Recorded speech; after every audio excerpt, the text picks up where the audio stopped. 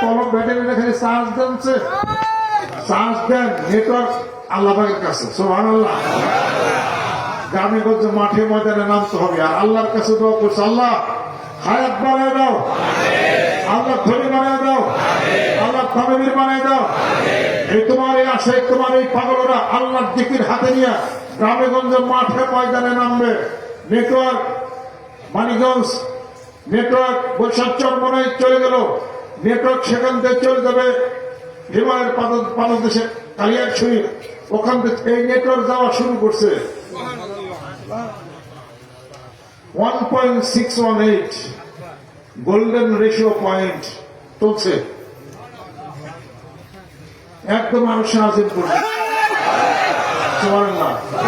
কোন চিন্তা আসেনি, কোন ভয় আসেনি।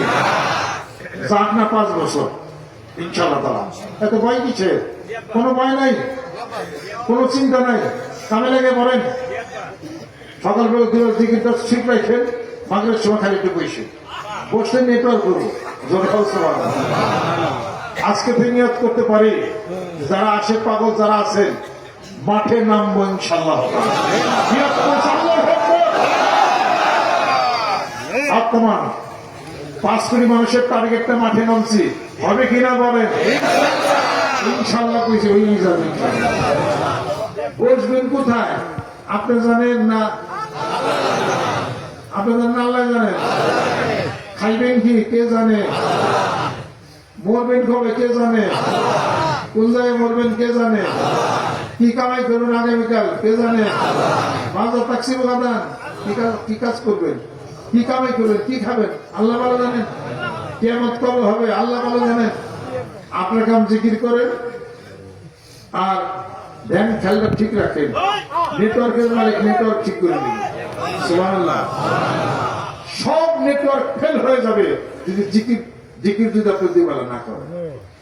বুদ্ধি যতই খাটান নিজেও ঠিক রাখা পারবেন না, আর ভিতরে সে গতি সৃষ্টি হবে না। আর দিবেলা জিকির যদি ঠিক থাকে তাহলে নেটওয়ার্ক অবশ্যই ঠিক থাকবে। আমি আপনাদের ক্ষেত্রে আরজ করতে চাই। আর গতকাল কি বলছিলেন মনে আসেনি বলে কিন্তু যায় না। সেটা কি, আপনার যাহা প্রয়োজনে যাহার হিসাবপত্র ছেলে পেলে বহুকুল হিসাব করে যাহা কিছু অতিরিক্ত আর কিছু করবেন না। আমি এই কথা মধ্যে আমলে নামছি, আপনার আমলে নামবেন যা দরকার ইসলামিক বিধিবিধান অনুসারে। আর সব আল্লাহ সব তোমার রাস্তায় সবকিছু চলে যাবে।